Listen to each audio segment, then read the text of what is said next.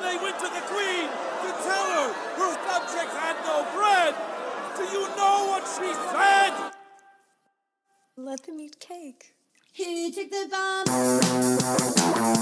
We're getting screwed, man. Every time we turn around, we're getting screwed. Oh, the revolution's going to be through podcasting for sure. That's the only way we talk. It's the little guys that take the brunt of everything. It's got to stop. Peasants, man. We're just peasants. Every one of us. You watch those old movies, you see the peasants in the background with the kings and queens walking around. We're those people. We're those people.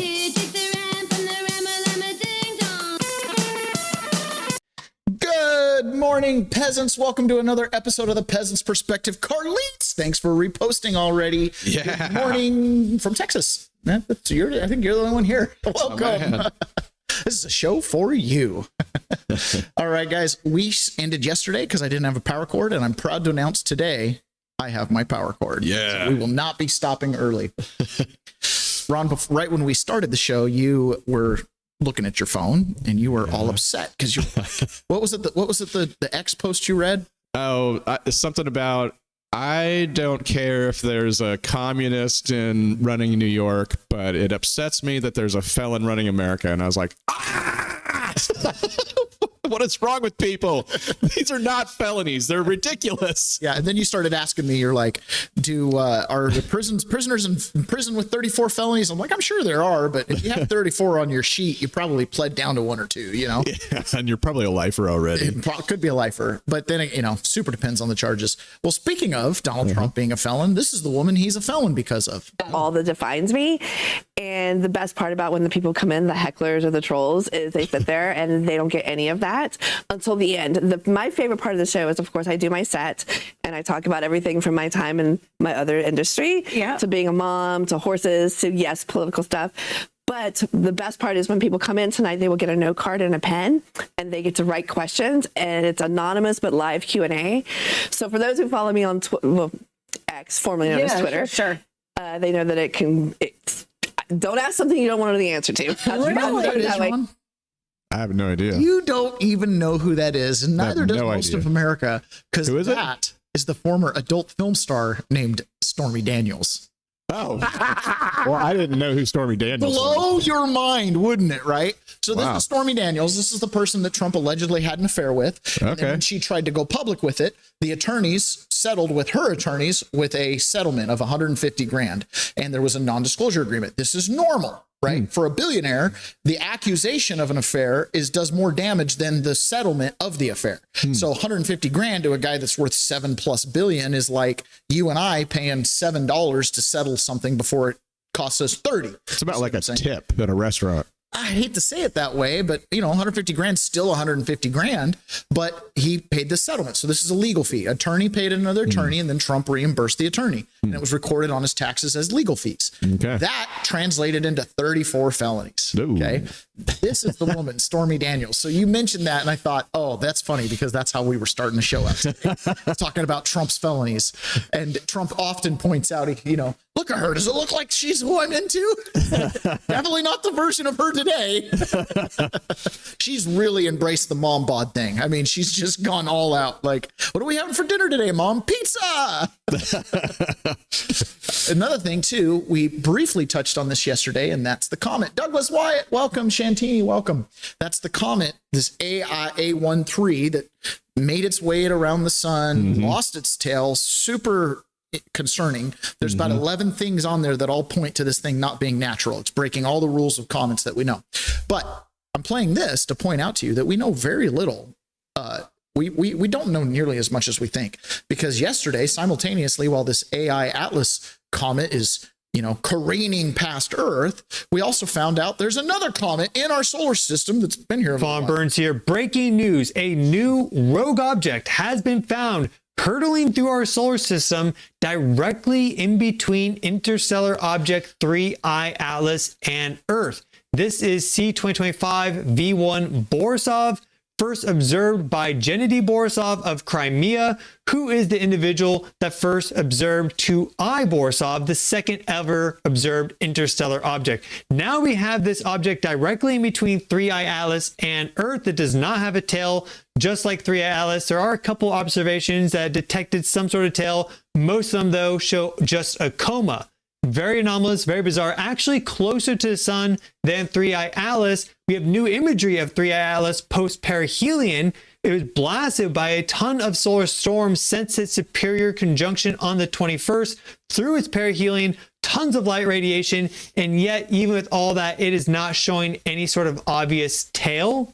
That's very bizarre. And China has finally released their imagery of 3I Atlas as taken by the Tianwen probe orbiting around Mars back early October. It's a very low resolution image, but they finally released that. So the only group that we're waiting on now is NASA and I guess also the UAE, though I don't know how good those images and observations are going to be. So we have a new rogue object, as of right now classified as a comet, found directly in between 3I Atlas and the Earth. It's going to be performing its perihelion with the sun if it stays on its calculated orbital trajectory in mid-November. And we have new images of interstellar object 3I Atlas, which is still quite close into our sun, though it's getting closer and closer to Jupiter day by day.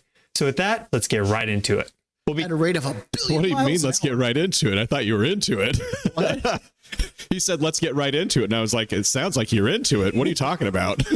He's using a lot of big words. Big words, yeah. So what's the 3I and the 2I? What is that? I don't know what those mean. I don't know. It sounds like Just the some kind of names. like a designation similar to like a hurricane, because they're like Atlas and then a B name and then the It next could be comes an going order to be a of C name. discovery. I don't know. I don't I have know. no idea. But there is an object in our solar system flinging around, doesn't even leave our solar system, and you ain't ever known about it till yesterday.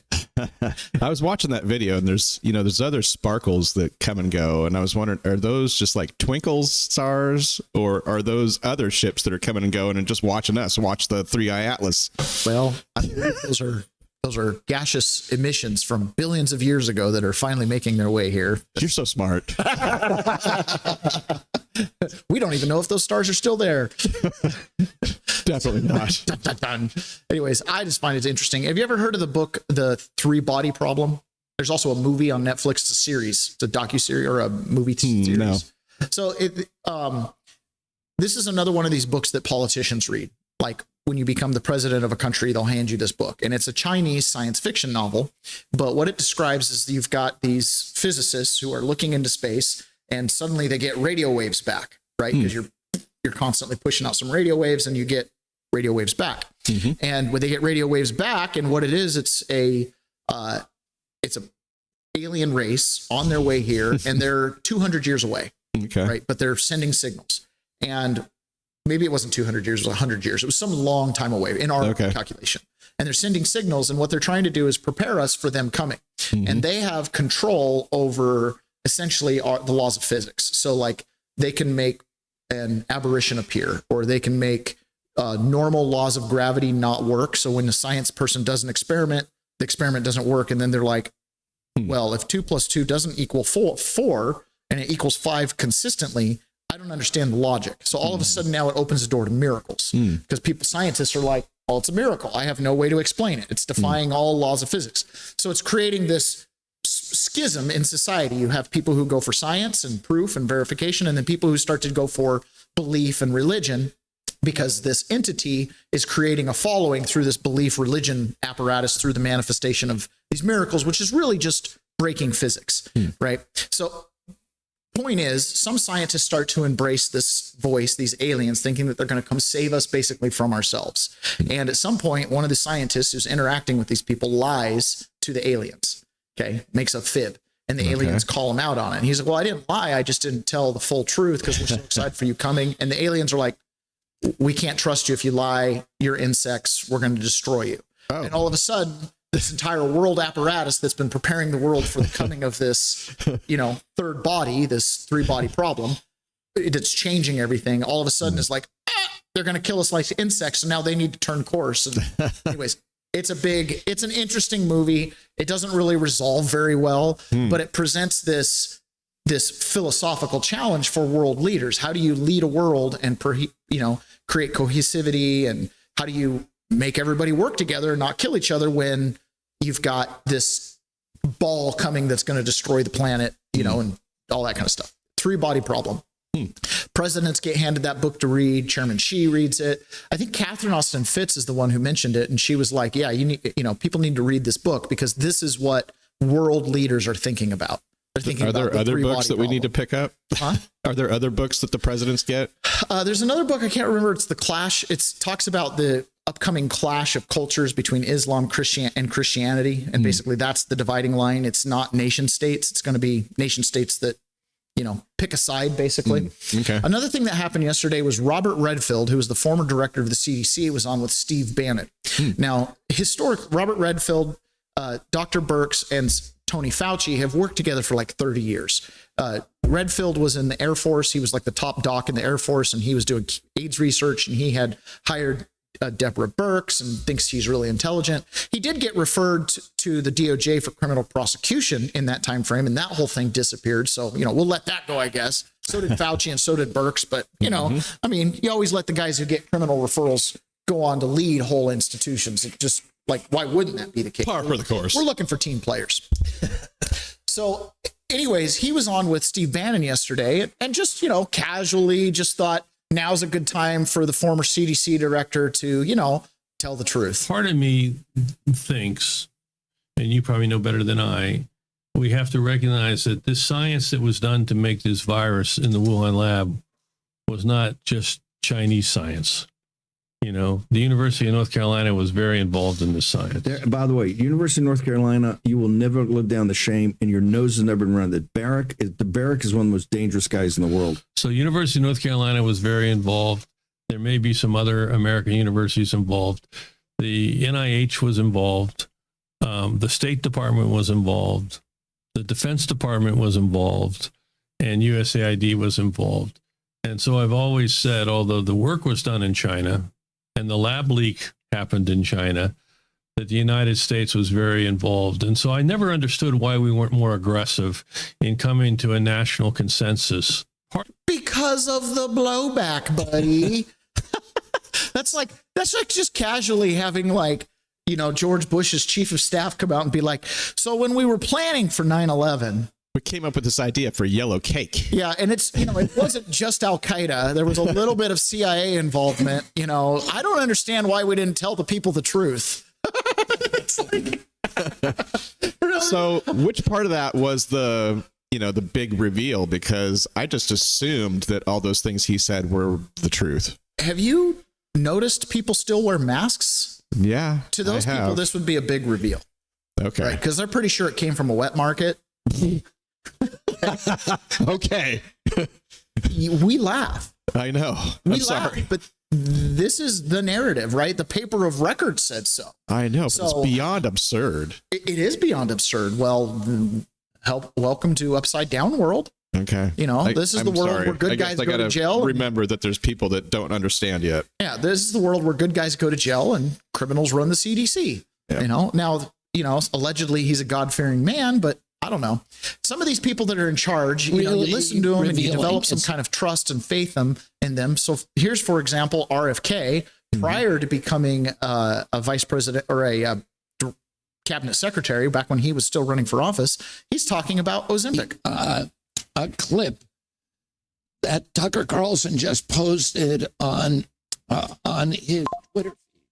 Oh, I think it's the second one down from the top of his Twitter feed, and I urge you all to look at it. And it's a clip. It's an interview that he did with a former pharmaceutical company executive about Ozempic. And it's really revealing. It's an extraordinary piece of television, and it's a really wonderful expose on this product. One of the things that he said is it's a product that is illegal for weight loss in Europe. It's made by the biggest pharmaceutical company in Europe, Novo Nordisk. And they say in their materials, we're going to get all of this money from, this is going to be the biggest medical product ever made. And 100% of the money is going to come from the United States of America, because we have the greatest obesity issue in the world.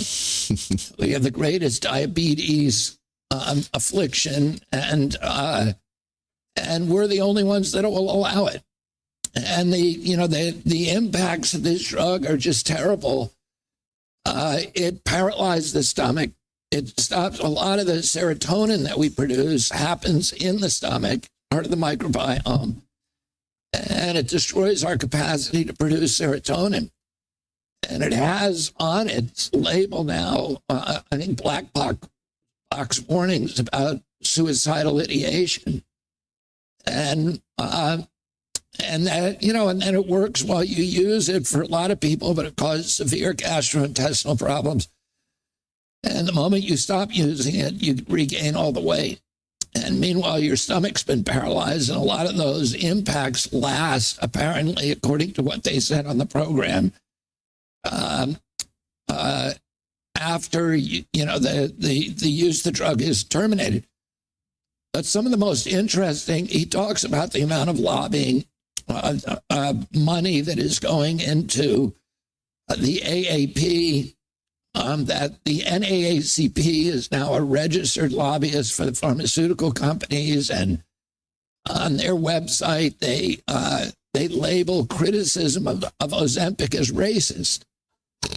And the amount of money that's going into to the medical associations that are supposed to be, that pretend to be protecting our health, and to Congress and to the press and all they basically undermined all the institutions of our democracy to make us the sickest country in the history of the world, and the sickest generation in American history. So he just rolls out all of the side effects, up to and including suicidal ideation. Eesh. But Americans are still fat, Ron. And if this is the solution to obesity, then yesterday in the White House, they made an announcement. So while Ozempic might kill you, so will being fat. Now, MAHA is critical. America will have to get fit in order to right-size the healthcare system, and MAHA has the answers. It has obesity management through diet and exercise and sleep and dealing with issues related to that. And I want to say it as clear as I... Okay, so what we need to do in America is go on a campaign of fitness, right? That should be the solution. Obesity is not an absence of GLP-1 drugs. We're all clear on that. But as Secretary Kennedy said, it is an arrow in our quiver that we must use and should use. The MAHA movement means making it easier for the right things to happen, easier for you to be healthy. If you're sitting at home and watching, that's what MAHA means to me. Reducing costs of the number one most expensive medicine category in our country for Americans does just that. It is as MAHA as it gets. So basically, they went into the White House and they said, we're going to give Ozempic to everybody. It's going to be cheap. So we went from it'll kill you, it's bad, side effects, long-term net negative, to, hey, you're fat, have some Ozempic. We'd rather replace your gallbladder than deal with your fatness. So do you think Kennedy's changed his position, or is he just happy to be standing behind that guy with that announcement? I don't know, but they're pretty excited for America to shed some Especially when it's pounds. due to preventable problems like obesity. In addition, we have an update, Secretary Kennedy. We thought it was 125 million pounds. Mr. President, our estimate, based on the company numbers as well, is Americans will lose 135 billion pounds by the midterms. But I don't measure it in pounds. I measure it in saved lives. People can sleep again because they can breathe when they go to bed. Folks whose knees don't hurt. People who don't have heart attacks, renal failure, dementia, all the things we know are so... There's no doubt that losing weight, I need to lose a few pounds myself, is a good idea. Makes me a little nervous. Now, while this was happening, one of the secretaries got up to speak, and as he was speaking, one of the executives just passed out. Creating high value jobs. But today What? You okay? He just totally collapsed. Whoa. Easy, buddy. Notice the president. Okay, notice the president comes over, looking over him like, there's only so many spaces for someone to help, right? Thank you, press.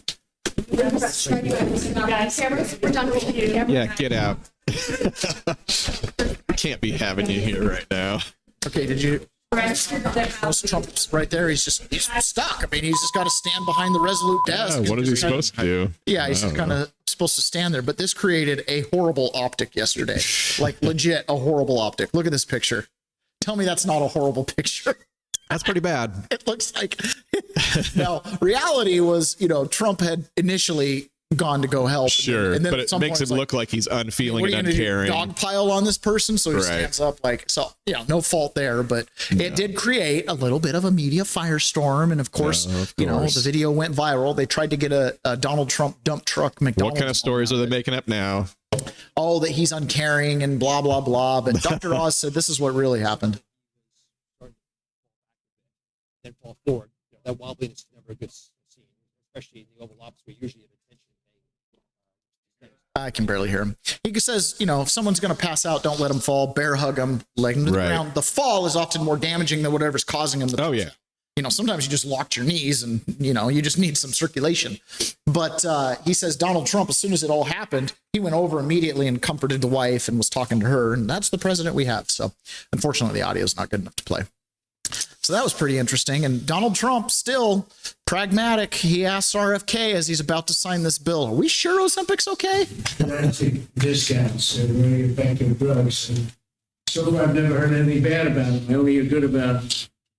Is there anything bad about him, Bobby? I haven't heard anything bad. He's asking him, I haven't heard anything bad. RFK? Anything bad? You're on camera talking about it.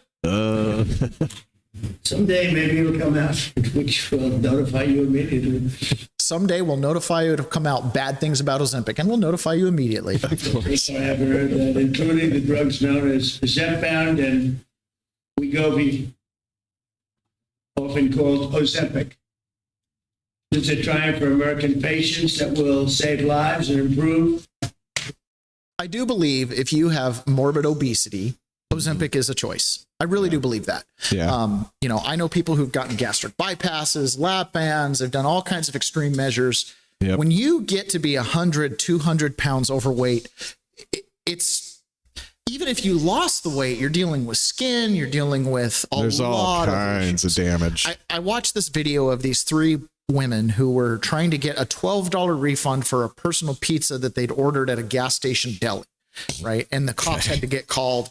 These women were giants. Like, the three of them would need to buy 7 airplane seats, to get on. Like, these women were massive women. And, we're talking bellies that hang down almost to their knees. Okay. Let's. Yeah, I know. Sorry for the graphic descriptions, but it's like these women were huge women. Okay. And I remember looking at that, I'm like, yeah, I could see how a government leader would be like, I think Ozempic's worth it, because. Well, there will be downsides for sure, but I think on par, what he's saying is that we need it. And America is obese enough. We probably do. Yeah. And so it's one of those things where it's like, listen, if you can't control your diet or whatever, and this is what because you're essentially, if you're 400 pounds, you're probably on medication forever anyways. Mm-hmm. Why do we live in a place like this? Get rid of the seed oils, please. Fix the food pyramid. Because we're in America, you have the freedom to choose whether or not you want to take this poison drug. Here's where we're at. The United States of America still publishes a food pyramid. Mm-hmm. They still get children's diets at schools based around the food pyramid, loading them up with grains that enriched have GMO wheat, grains, vegetable oils, with all kinds of stuff. We still do that. This guy's in charge of that still, right? But then it's like, oh, we're fat, so we're going to do Ozempic. You realize Secretary Kennedy eats meat and sauerkraut, right? Like, he eats fermented food and meat. He's the exact opposite of the food pyramid, food pyramid that's making us all fat. So if we're eating by example, hey, maybe we should change the literature. I don't know, just thought in my mind. Maybe our food pyramid should be a different shape. Yeah. Do you know who Sydney Sweeney is? I do. I know somebody. Yay. Finally. So Sydney Sweeney was an American Eagle ad where she was wearing the blue jeans. And I've seen it. Jeans, it's okay. right? Fine. It's just good jeans. Like, sure. Your jeans are good, high quality, and you've got this beautiful woman. And there's the double entendre because, of course, she's got good genes. She's got a nice figure. She's a beautiful woman. Okay. So obviously that led to a lot of people being like, well, you can't say a white person has good genes.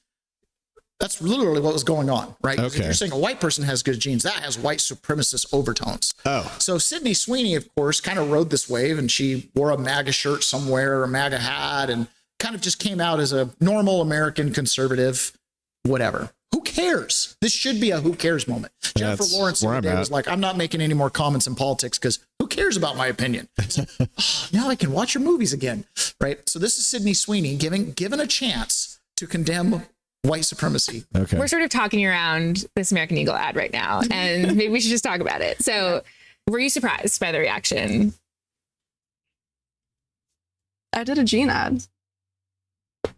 I mean, the reaction definitely was a surprise, but it was, I love jeans. All I wear are jeans. I'm literally in jeans and a t-shirt like every day of my life. Jeans are uncontroversial. Jeans are awesome. Yeah, I like your jeans. You look great in your jeans. I think I know how you're going to answer this, but I'm going to ask anyway. I mean, the president tweeted about the jeans ad, or Truth Socialed about the jeans ad, and that just seems to me like a very crazy moment for anyone. And I wondered what that was like. It was surreal. It was surreal. Mm-hmm. And it would be totally human. I would probably feel like thankful that somebody had my back in public, you know, and conveniently some very powerful people had my back in public. And I wondered if you felt that way.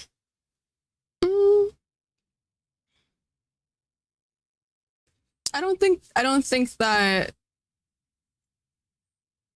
it's not that that feeling I didn't have that feeling, but I wasn't thinking of it like that, or like of any of it. I kind of just put my phone away. I was filming every day.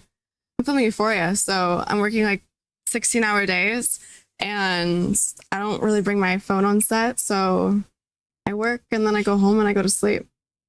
So I didn't really see a lot of it. You've made a really good case for keeping your thoughts and your life separate from that work. But the risk is that, you know, there's a chance that somebody will get some idea about what you think about certain issues and feel like, I don't want to see Christy because of that. Like, do you worry about that? No. If somebody is closed off because of something they read online to a powerful story like Christy, then I hope something else can open their eyes to being open to art and being open to learning. And I'm not gonna be affected by that. Wait. You've come here like really willing to talk about this whole discourse that doesn't have that much to do with you, and I'm grateful for that. Is there something that you want to say about the ad itself? The Sydney Sweeney has great genes. Do you have... The ad spoke for itself. You think the ad spoke for itself? Okay. And the criticism of the content, which was basically that maybe specifically in this political climate, like white people shouldn't joke about genetic superiority. Like that was kind of like the criticism, broadly speaking. And since you are talking about this, I just wanted to give you an opportunity to talk about that specifically. I think that when I have an issue that I want to speak about, people will hear. I love that so much. I know that was a long time getting to it. I think when there's an issue I want to speak about, people will hear. Do you want to, condemn white supremacy or anything? I'm good. So my only comment with that whole clip, which was very uninteresting to me, was she wasn't wearing any jeans. Was she not wearing jeans? She was not wearing jeans. Oh, she was wearing shorts. Something. Probably jean shorts. Because they showed a clip of her with her boots and her legs, and I was like, oh, nice legs. No jeans. No jeans. It's not a jeans ad, Ron. Oh. But she's like, I wear jeans all the time. T-shirts and jeans. That's all I wear. And then they show no jeans. I was like, oh, okay. Yeah. So the New York Times is posting, Justice Department is said to be investigating D.C. mayor over a foreign trip. The investigation into Muriel E. Bowser, which is being handled by the U.S. Attorney's Office in Washington, could face significant hurdles because of the known facts of the case and recent turmoil inside the Justice Department. Federal prosecutors have opened a corruption investigation into Muriel E. Bowser of Washington, not Washington State, examining a foreign trip she took with members of her staff that was paid for by Qatar. According to people familiar with the inquiry, the investigation, which is being handled by the U.S. Attorney's Office in Washington, has been underway for months, but could face significant hurdles because of known facts of the case and recent turmoil inside the Justice Department. This week, FBI agent who was leading the investigation was fired by Trump administration for taking part in a criminal inquiry into President Trump's attempt to overturn a 2020 election. Do you really think an attorney, an FBI agent who is involved in investigating Donald Trump should be investigating other cases of public corruption? No. Because at some point, the Democrats are going to realize that stinks, and they're going to be able to use that to say, oh, they're prosecuting me now. They're just coming after politicians, the voice of the people, left or right. Idiots. The public corruption unit inside the prosecutor's office that would typically be responsible for pushing the case forward has also been badly damaged by a series of dismissals and resignation stemming from Trump's effort to seek revenge against Justice Department officials and perceived enemies. Wow. So basically, you put a bunch of crooks in charge of investigating a crook, and now that the crooks are fired, the New York Times is upset that Muriel Bowser is not going to be continued to be investigated. I don't get it, man. I don't get it. Can we just agree that the whole thing, the whole kit and caboodle is corrupt? This is a Chicago city councilwoman who's, out in Chicago, apparently they're getting fit to be tied with all these ICE deportations, and she's telling the people, now we got to do something about it. While your department will not do anything to cooperate with ICE, there's also nothing that your department can do to intervene. Correct. They are operating under federal law and federal authority, and federal law and authority supersedes that of a local jurisdiction. So we would not be able to interfere or intervene in their particular operations. Now, we've seen in other communities where it's been the community then taking it upon themselves to essentially fight back against ICE in their communities. So basically what we're letting our community know is, hey, from a city perspective, we really can't do anything. And it's upon you then to stand up and fight back against ICE in our communities. I'm just saying. I can't support or advocate for that. We are here to keep the peace. Individuals have a right to, I'll say, conduct themselves in the manner they see fit, but we cannot support or advocate for, I'll say violence or, fighting against federal agents. Our role is to keep the peace. But the peace has already been broken, Chief. Okay. So if the peace has been broken, then that justifies the community taking action. All right. That sounds real Declaration of Independency, doesn't it?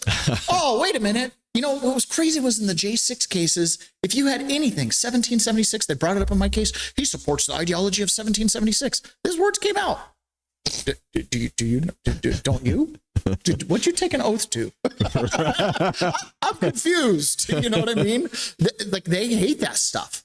So I don't know. Here's some information. So this is the election in New Jersey. For the past 50 years, we would have 2 million voters, and the winner would roughly get 1.4 to 1 million. So here's going back to 1969, the vote totals between the Democrat and the loser. You got the two vote totals here, and then you've got the total.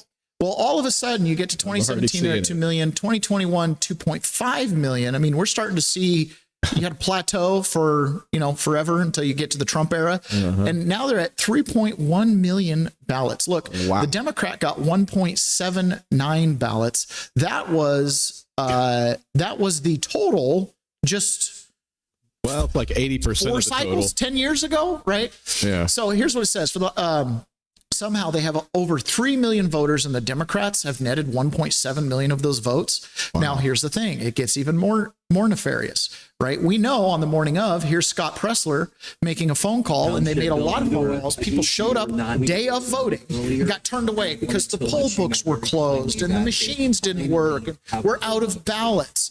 So they're desperately calling people, trying to get them to come back and cast a ballot because they got turned away on election day. Now, here's the thing. Vote tracking method, right? So want to know why we lost the AG race in Virginia despite Maiari's polling as much as 8 points ahead just days before the election? So the polling had the red team ahead. Mail-in voting, I call it fraud voting. Democrats led this by 47 points. So in early voting, the Democrat had a 7.9% increase. Now, Republicans show up day of. So on the day of voting, which is when 57% of people voted, it was a 2.2. So if you look here, 34%, 57%, likely the Republican would have pulled out a lead to overcome that. Yeah. But then look at the mail-in votes. Plus 47%. Greater than 95% of expected votes reported. Plus 47%.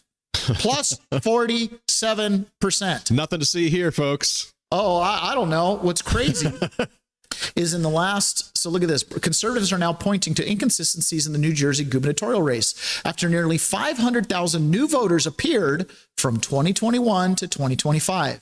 More than double the state's population growth over 4 years, with almost all of them going to Democrats. How is that possible? Here we are. We have the White House. We have the Senate and we have the House, but we can't win a damn city council seat. Why? Oh, I don't know. Because less than 500,000 people moved to New Jersey and 130% of them are Democrats. It makes no sense. It makes no sense. You have a low turnout race. It's off cycle right now, Ron. It's fall 2025. It's fall 2025. And New Jersey just had the highest turnout on record. And my Republican friends slept in. I don't know what to say. We are in disaster zone. And it's not just here. He's looking everywhere. Even a senator down in Australia. Down under. They're finally admitting what's obvious to anybody who can look at this stuff with clear I'm going to tell everyone at home that's watching this right now, and I'm sitting in my nation's capital now, and I'm telling you from my experience, the people that you elect to run your country are puppets. They are not the true wielders of power. Donald Trump likes to call this the deep state. And I'm going to tell you now that the deep state is alive and well in Australia, and it is alive and well in the UK. Of course, it's alive and well in the United States. We're all seeing that play out right now. So do everything you can, everyone that's watching this broadcast, everyone that's hearing my voice, you must be more involved in the political process. You must take action. You need to be active, because if you're not active, the people behind the scenes that sit in the shadows, and they are there, that control the levers of power, they don't have your best interests at heart. And I choose my words very carefully here. They don't have your best interests at heart. These authoritarian tyrants want nothing but to see you be a serf, be a slave, be a peasant, while they sit at the top of the pinnacle of power. And they use their agents in the parliament to bring that to pass. So do not be complacent. Get active, join a party, run for parliament, make your voice heard, because the West, all of the West, is looking down a barrel right now. Yeah, I agree. It's the whole West. It's everything. Like I said, we have the White House, we have the Senate, we have the legislature. But whatever this deep state thing is, this administrative state, the people who can wait out elected officials, are putting pressure on politicians to do nothing. To do nothing. It feels like we're playing Monopoly, and these guys are taking turns being the banker, and we're not even on the board. It kind of feels that way a little bit, right? Yeah. So Donald Trump, we know this. What do we need to do? Same day voting. Need to get rid of the mail-in voting. Get rid of the machines. There's just too many questions. Nobody can trust them. Nobody can trust them. I don't trust them. I can't read the code and know what it means. I don't want my vote processed through it. It's not that complicated. It's not because you can't have a correct tabulator machine. It's simply, I can't prove, unless you're going to let me sit with a machine with 1,000 ballots that I know how they're voted, run them through and verify it's right. I can't trust the tabulation. I wouldn't trust you doing math with an abacus because I don't know how they work. You know what I mean? I don't know how the machine works. I can't use it or trust it. It's pretty simple. So Donald Trump is addressing this again. Another one of these reasons why he wants to get rid of the filibuster. I think it's time for them to end the filibuster and just put everybody back to work. vote-in voter ID, vote-in no mail-in voting except for military, far-away military, and people that are very sick. I'd like to see one-day voting. I'd like to see not 65 days of voting from all over the place. No, I'd like to clean up the elections. The border, we've done a great job. We have a great, strong border now, but I'd like to see new rules on immigration that can be fair and good, but rules that you'll never get, rules that they're never going to get. There's so many things we could put in, including tax cuts that we could get, and we could do it all ourselves. But to do that, you have to end the filibuster. The filibuster is, and they'll do it too. They'll immediately do it. What they're going to do is, what the Democrats will do is they're going to make Puerto Rico a state. They're going to make D.C. a state. They're going to pack the court. They're going to end up with more electoral votes. They're going to end up with 4 senators because of the 2 states. And they're going to do this 100%. They would have done it, except Manchin and Sinema got in their way. They would have done it. So if they're going to do it, I would do it. I would do it before them. Now, I had a video queued up of Barack Obama encouraging the Senate to end the filibuster so they could do just that. Add Puerto Rico as everything that Trump just listed. Those words came out of Barack Obama's mouth, telling the Senate to end the filibuster, to do those things 16 years ago, or what? What are we up to now? Long time ago, okay, when he was in power, still probably is in power. Refer to the deep state video we just played. Okay? So there's not a lot of appetite from the senators to get rid of the filibuster because the filibuster was the firewall against Barack Obama. I'm sure you were at the Republican breakfast with President Trump. He wants to end the filibuster. Okay, and he's, campaigning on it, talking about it, tweeting on it. He talked to you all at the breakfast meeting. What does Senator Ted Cruz think about this? Look, the votes are not there to end the filibuster. It is not every president of our lifetime has wanted to end the filibuster, because if you want to move legislation through, the filibuster necessarily slows things down. I can tell you that when Joe Biden was in the White House and Democrats had the House and Senate, it is only the filibuster that stopped us from absolute devastation. I'm sure you were at the Republican so breakfast great. with... You held strong. Now use the weapon against them. I'm thoroughly convinced these senators do not fully comprehend what they're up against. Here's Ted Cruz, who was spied on and actually bribed, as we know from Patrick Byrne. And they were spying on Trump and everybody. Whoever got the Republican nomination was going to collude with Putin. They'd already decided that, right? So he already did that. Jack Smith already tapped his phone, his office, the whole thing, right? But yet he's over here, well, we don't really want to get rid of the filibuster because then Trump might have too much power, or, what if the pendulum swings? Don't let it swing. That's what he's saying. Mail-in voting, same-day voting, get all these things done, and the pendulum won't swing back. Hold people accountable, put the bad guys into prison, change the voting apparatus so we don't have machines, everything that Trump just listed. And then do you think they're going to get in? I don't think they will. See, these senators, either they're completely bought in, like they paid somebody to win an election, like they know the gig, or they think they won. That's the thing. They think they won. I remember one person who was involved with intelligence, who was involved with overseas elections, when they saw what was happening here, one of the things they said was like, part of the problem with this, and we saw the same thing overseas, is you have to get a critical mass. You have to corrupt more politicians than the majority, right? Because then the minority can't hold the majority accountable, because the majority will say, oh, nothing to see here, folks, right? So that's the problem. So she's like, if you were just to open up the Band-Aid and say, okay, of the 400 plus congressmen, 350 of them need to go home. Well, what kind of government do you have left after that? Right? So you're working with really an imperfect situation. Just Kayleigh McEnany made an impassioned plea as to why to get rid of the filibuster. Let me make this really simple. No one's winning, not Republicans, not Democrats. When military members cannot pay their bills, when air traffic controllers are calling out because they get zeros on their paycheck, when our safety is at issue in the skies, no one is winning.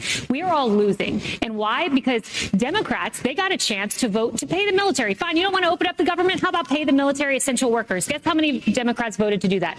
3. John Fetterman, Raphael Warnock, and John Ossoff. 3 Democrats voted to pay the military. Now John Kennedy Kennedy says, let's vote to remove our pay until military members get paid. Can't wait to see how many Democrats vote on that.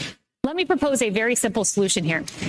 Filibuster, not in the Constitution. Filibuster, not passed legislatively. Filibuster can be removed for the sole purpose of spending bills. You can just remove the filibuster to open the government. When military members are hurting, when we are not safe in the skies, it is time to nuke the filibuster for spending bills because Democrats are hurting our country. Let me make this really simple. John Attack has posted here. He said, would still have to pass the Supreme Court legal wrangling. No, it wouldn't. The filibuster has nothing to do with the Constitution. It's not in the Constitution. It's a Senate rule.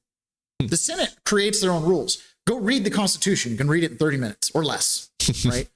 There's not a lot there. It basically says you form a president, you have a Senate, you've got quorums. It doesn't mention parties. It doesn't mention who gets to sit on committee seats or the balance between the parties. You know why? It wasn't contemplated by the founding fathers. A vast majority of them kind of despised the parties, right? So and specifically George Washington, he really was like, please don't do it, okay? So they didn't contemplate that. They didn't contemplate the need to get to 60 votes. They did the veto proof, right? If the president vetoes something, you got to have a 2/3 majority. So they kind of doubled on that and created this filibuster thing, right? But no, it wouldn't go to the Supreme Court, John Atakis. It wouldn't be challenged at all because it's a pure House or pure Senate rule. Same thing with the blue slip rule. These are not written in stone. These were voted on, right? Probably for corrupt reasons. Okay, to slow things down when good things are happening. Carlite said, I am torn on that filibuster. What the heck? Let's roll. I am too, right? I mean, in a perfect world, I wouldn't want to get rid of the filibuster at all. But the challenge, that's where I'm at too, because the filibuster is like what our esteemed senator there was saying. It helps slow things down in times of crisis. Yeah, it helps slow down Barack Obama. It helps slow down the Biden regime. But here's the thing: just imagine if we didn't have it then.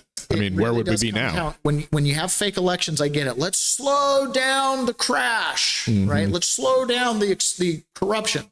The problem is you're getting to the point where you're going to have to start printing money in a vertical, because they're asking for money that we can't afford, right? So now that's going to start affecting. I mean, it gets on and on and on. So really, I see the case right now in this moment. It's like when Bukele got elected in El Salvador. They had the great excepción, which is what? You've said this the already. exception to the Constitution as they go and arrest judges and prosecutors and gangsters. And you've said this already, but I want to point it out again. If we do get rid of the filibuster, it is all go. I mean, because we have to retain power or we are screwed. Yeah. And if you don't retain power, you don't have to overcome 60 votes to get rid of the filibuster. That's the crazy thing. You just need a majority to get rid of the filibuster. But it's the Republicans themselves who won't vote for it. Now, maybe you could get 30 and then you could get some Democrats that are like, I mean, if you really think you can outlast Trump and you really think you want to do it, why not give him the tool? You know, yeah, sure. when we get in power, we'll win. But the Democrats know if they bust the filibuster now, we won't win the next election. Right. So this is Senator Kennedy, who's basically like, yeah, we've been doing nothing since the BBB. Senator, do you agree with President Trump that given what's at stake for the country, that it's time for Republicans to consider dumping out of the filibuster rule because the Democrats are obviously going to dump out of it themselves the next chance they get and run the table, regardless of what Republicans do? No, I don't agree with him. I'm not ready to get rid of the filibuster or the blue slip. I don't know what the Senate in the next Congress is going to look like. I think Republicans will hold the Senate. I think what President Trump is really frustrated about is the fact that the Senate's not doing anything, and he's right. We haven't done anything. We passed the one big beautiful bill, which we would not have been able to do without the president's involvement. And since then, we've done nothing. Zero, zilch, nada. In fact, we had a meeting. Every time I brought up the idea of doing a second reconciliation bill where we don't need Democrats, our leadership just ignores me. And I don't blame the president for being frustrated. He's frustrated that we're not getting up off our ice cold lazy butts and passing bills that would be part of his. Man, I want to be a senator. He makes me like Louisiana. and frankly, I don't blame him for feeling that way. Yeah, they've done nothing. We got the big beautiful bill passed. Just been sitting here. Occasionally Icy we'll kick cold out a nominee or something. Occasionally we'll kick out a nominee. All right, now this pipe bomb situation. Oh my goodness. So Steve Baker gets on with Glenn Beck. We've identified the pipe bomber. 94% certainty on the gate. Government looked at it. They have a 98% certainty. Oh my gosh, it's one of us. Allegedly, this is a female. The pipe bomber is a female. Allegedly is a government worker. Now, a lot of people have combed through records. Apparently, there was somebody who was on the training staff for pepper balls and stuff like that. She's 5'7". 6 months after J6, she transferred, went to a 3-letter agency, and then deleted all of her phone records. Her social media just got wiped. And other cops were like, that's weird. Okay. So allegedly it might be that woman. Who knows? It could be someone else. But Steve Baker and Glenn Beck yesterday, right during the show, I was refreshing Blaze Media, hoping to get the scoop. Nope. They've decided to sit back, hold off, let the government do its thing. You know, make sure they could get those burn bags taken over to the burn, you know, the actual incinerator. And Boo. Boo. We're going to have accountability. You've never blankety blank gotten accountability. I remember Tarek Johnson, a Capitol police officer, who said, I can't let my brothers be set up like this. I've got evidence. It's going to throw everything out. I'll be releasing it in the morning. Silence. I look at this as it's over. Like, okay, you have days. It took them less than 24 hours to get a grand jury indictment on Taylor, James, John Atakis. It took less than 24 hours. I was indicted on January 7th. I was indicted while I was still flying in the air coming home. If you have a 98% certainty and you've got employment records and you've got NSA and you've got all the tools you have. Yeah, what the F are you waiting for? Do it. Yeah. This afternoon, you have a name, arrest and ask questions later like you did to me. Arrest and ask questions later like you did to me. Why are we sitting around waiting? We've got this video of this woman walking by cops. You can see cops here. Look, she waves at them. Hi. Hi. She's a cop. She's a cop. Clearly, oh, hey, I'm about to destroy the country, possibly give the entire world over to the communists. Hey, guys. Really? Yeah.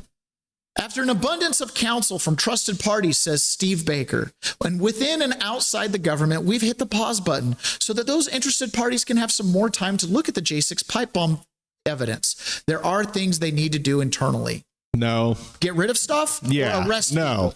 Just this is a real story. When it breaks, it's going to be a huge story. No. There are a lot of moving parts, but we need to give them time to do what they need to do. No. And I know everyone is waiting. Believe me, tensions are running high. Nope. There have been a lot of sleepless nights the last 2 weeks, but this is a game changer. And we don't want anything to jeopardize that right now. Shut it. Oh, I don't know, like being silenced and then letting the government have time to do evidence destruction? Yeah, because like inaction. We know for a fact they do that. Are we still trusting these people? This is so frustrating. I was up at 3:30 a.m. preparing the video clips for the release on this morning's Glenn Beck program. Contrary to what so many ex-complainers will say, this wasn't a hype stunt for views or clicks. Well, I have nothing but I can't. What? And no, the government did. I know I have not been to the Blaze Media site ever. Not one time ever. But I clicked on that freaking site 75 times yesterday. You got my clicks. Yeah. You pumped and dumped me, bro. The government's investigation into the J6 pipe bombs was going nowhere just 2 weeks ago. Today, I can tell you that has all changed. A bunch of people got pretty spun up yesterday. Hang on, it's all coming. All right. Brandon Straka says this, also a fellow J6er, met him a couple months ago. Before I come right out and say this explanation makes no sense, and that we've heard this too many times out of respect for you, Steve, I'll give you an opportunity to answer this question. Why would a journalist wait to break a story so that the government could have more time to look at the evidence? So breaking a story before the government knows what's going on is on every journalist's dream. That's not breaking. Why would giving the government time help? This story is the story. Other than giving them time to make things disappear or cover things up, what is the benefit of giving the government more time to break a story? Can you please answer this? Because you're not talking to an audience who's been told something big is coming. No, really, more times than we've been told, trust the plan. Yeah, like every week. It's so bullshit. I'm so tired of it. It's unbelievable. Now, meanwhile, you've got over at NBC, they can't figure out what's going on. They're like, so Ken, help me understand if there were these previous investigations found no criminal wrongdoing involving Brennan, what changed? And what more do you know about this U.S. attorney? Is it the Trump loyalist? It's someone connected to Pam Bondi down in Florida, definitely a Trump loyalist. What's changed in part, Anna, is that there was a criminal referral by the Director of National Intelligence, Tulsi Gabbard, that when you read it, really didn't make a lot of logical sense. It strung together some things and tried to suggest that there was wrongdoing in the preparation of that intelligence assessment that really didn't stand up. But nonetheless, she issued this. She made it public. And that we understand is one of the basis for including Brennan in this investigation and suggesting that there's somehow new wrongdoing, newly declassified information, even though John Durham, as we understand it, had access to everything connected to that intelligence assessment and connected to the FBI's Crossfire Hurricane investigation. So, Lisa, if they have issued grand jury subpoenas. So every investigation up till now said everything was fine, and John Brennan had access to everything. So if he was duped, then he was duped. You just said he had access to everything, and the evidence that they've released are literally like handwritten notes saying this is a setup. So did he have access to that or not? He literally briefed the president saying Hillary's going to set Trump up. And then 2 weeks later, they're like, hey, let's take her setup and launder it into the FBI and create a case to smear Trump and create this illusion of, Trump being a Russian toady. Does this indicate they are, in fact, planning to try to seek an indictment? Not necessarily, not yet. However, Mike Davis, who is the person that Ken was just referring to, has gone on social media and sort of loudly advertised that in the Southern District of Florida, where Jason Quinones is the U.S. attorney, they are expected to convene a grand jury in late January. Convening of grand juries, Anna, happens all the time. And the fact that it is known in part may have to do with the fact that just logistically, a clerk's office has to actually find grand jurors through the normal jury selection process. But why it is that Mike Davis is assigning a lot of importance to that January 26th grand jury in Fort Pierce, Florida, leaves people like me and Ken scratching our heads. What do people who are in the MAGA sphere know that we don't know? It could be that as part of these grand jury subpoenas and as the investigation continues, they are anticipating being able to present to a grand jury sometime either in late January or in the weeks and months thereafter. So do you have a sense of the potential charges that could be in play? I don't. Okay, so she's asked about the potential charges, right? So this is weak, grand jury, don't know. Anti-Socialist League says they were also supposed to reach the 40,000 hours of unreleased J6 footage. Still waiting. Yeah, I know. I remember asking the judge because they announced we're going to release it. And I was like, Judge, can I wait around to see it? It might be exculpatory. No. Oh, okay. You're not ever actually going to You'd still be waiting. Now, she continues on with this because they're like, so what are the potential charges here? And they're like, I'm baffled. Listen to this. So do you have a sense of the potential charges that could be in play? I don't. And I will be very clear with you that I have been texting some of our colleagues and others furiously this morning trying to understand what they are. Partially that's because many of the charges that you could imagine might be brought, and I'm not suggesting that I think they do or don't have merits, are time barred already. So I'll just give you one example. There are some who believe that the investigations that Ken was speaking of are a conspiracy against the civil rights of President Trump.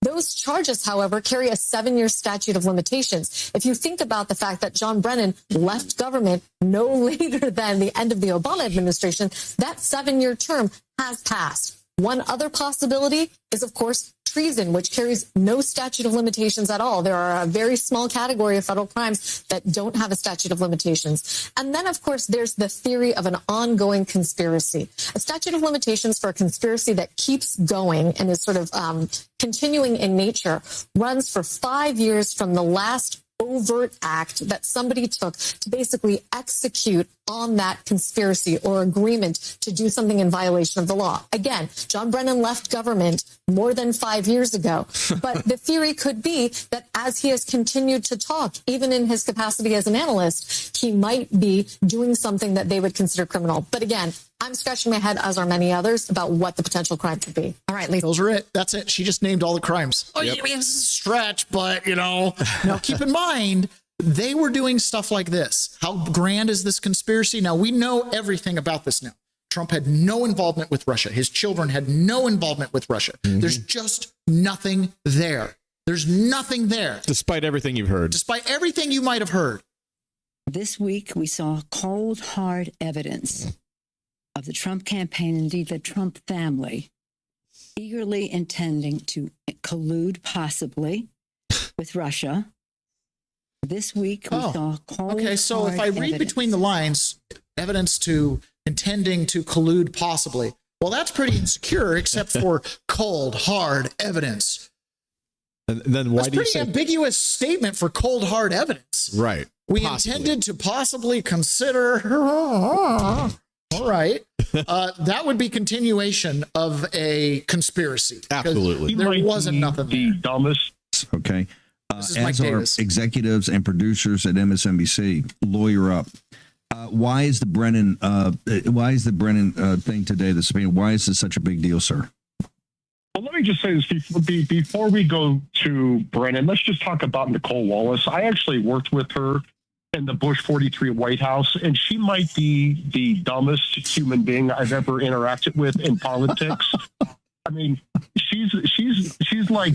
Stop picking on my Nicole. I love Nicole Wallace at 4 o'clock. We watch it every day. Why are you picking on her?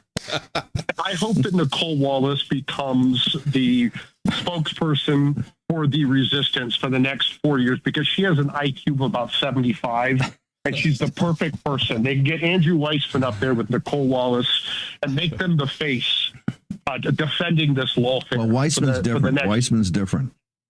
He's a bad guy. She's just an innocent victim. She didn't know what she was doing when she was selling the Iraq War, right? As weapons of mass destruction. Yeah. Nicole Wallace's husband, by the way, is one of the ones who signed the letter saying that the Biden laptop was hallmarks of Russian disinfo. And he's also one of the people that James Comey was leaking to. So her husband is unindicted co-conspirator one on some of these things. And she's over here on the news covering it like, well, I don't know what they're talking. They're all divorced, in fairness. They're no longer together, from my understanding. Okay. But, oh, my goodness, she's part of the game. You telling me she didn't know what was going on? If she didn't know what was going on, Mike Davis is right. She does have a 2-digit IQ, Ron. Yeah. Well, the best part about that was how Mike Davis made Bannon laugh. That made my day. Because he knows her. And she reads a teleprompter. You don't see Bannon laugh very often anymore. So Not like that. That really made my day. Yeah, that's a prison giggle right there. That's like the deep, dark humor where there's nowhere you either cry or laugh. You know what I mean? Like, that woman gets paid millions of dollars a year to read a teleprompter, and she's not very smart. And we all know it. So this is Stephen Miller just laying it out. Clapper, Brennan, Obama, Monaco, all conspired together, all worked together to try to sabotage, undermine, unravel the democratic institutions and structures of this country. The Russiagate hoax, the Russiagate conspiracy, and all of the assaults against our liberties that went with it, the pre-dawn raids, the handcuffing of innocent Americans, the espionage against President Trump's campaign and staff, the removal of his national security advisor, one fake indictment, one fake charge after another, the special counsel, all of it was a unrelenting attempt to overthrow the government the American people voted for. I cannot find words harsh enough to condemn the conduct of these conspirators, these insurrectionists. Comey, Clapper, Brennan. So on the other end, they're over there. What laws did we break? Hey, text some people real quick. See if you can get a heads up. That's basically what I see. There are not words enough. This was treason. Well, I didn't meet the legal. I don't know how you legally define treason, but when you try to overturn a country and you effect a coup upon that nation, and then you open the borders, and on we go with all the list of things. These are not political decisions. Maybe you just need to tack that onto the definition. These are acts of war. Yeah. Right now, I obviously went to prison over J6, and you could make an honest assessment and go, well, it was a riot, and I understand why they came after you, and maybe they should have bargained down to a reasonable charge. We can make all those arguments, okay? But this man right here, it was a little bit different. In 2016, he put out a meme telling Hillary voters to vote by text. Yeah. Real funny, right? Well, 4 years later, 7 days after Biden's election, he did that in 2016. In 2021, he got a knock on the door. What? I was arrested 7 days into the Biden administration, a knock on the door from the FBI. They charged me with posting a meme that was a humorous meme from 2016. They were going back in time that said that Hillary Clinton supporters could text their vote. They didn't have to go to the polls. Obviously, nobody could possibly take this seriously except for Hillary Clinton and the DOJ. They charged me with a felony. I was convicted. I was sentenced to 7 months in federal prison. All along the way, we fought the case. They used a very vague statute from 1871 called informally called the Klan Act, which is conspiracy against rights for people who injure or threaten or intimidate people who are exercising their federal rights. Of course, they stretched the statute to go after me because I was a prominent supporter of President Trump during the 2016 cycle, and they thought that I had some influence, so they wanted to take me out. We fought the case all the way. We declined. We didn't ask President Trump for a pardon because we wanted to set a precedent. Ultimately, I got the vindication that I was looking for. The appeals court ruled that no rational jury could have found me guilty. This goes to show how the Biden administration was bringing cases without evidence against MAGA, against Trump supporters, against all kinds of people, pro-lifers. And now we're going to go out. We're no longer on defense. Now we're going to go on offense. Hopefully. Mackie, they're unbelievable. I mean, this is the thing. Oh, today we're good. Fast forward 4 years, Trump's whole term, new president, Biden won. Oh, darn. Hey, about that meme in 2016. We're real pissed Hillary lost, and we need to pin it on somebody. So we're pinning it on you. No victims. Nobody that said they didn't vote. Nobody can even claim they took your meme seriously, but you're going to prison for 7 months. Oh, and by the way, it's too stupid. Jury be damned. We're doing it. Appeals court looks and goes, literally in their overturning of this, there's no evidence. Like it shouldn't have even gotten through a grand jury. Right. So, hey guys, Ted Cruz, all you anti-filibuster folks. Jack Smith got your phone records, didn't let you know. Didn't let you know. Is it possible you've been blackmailed all along the way by the Jack Smith crowd based on what they found? Probably. I mean, you can't say no. Oh, my goodness. All right, it's probably time for us to jump over to private.